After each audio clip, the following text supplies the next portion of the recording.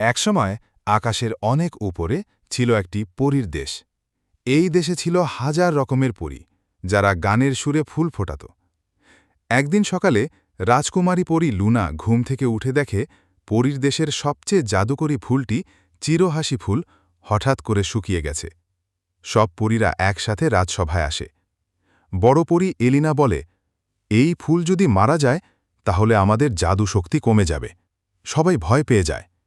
Luna বলে, আমি পৃথিবীতে যাব, হয়তো সেখানে এমন কিছু আছে যা ফুলটিকে বাঁচাতে পারবে।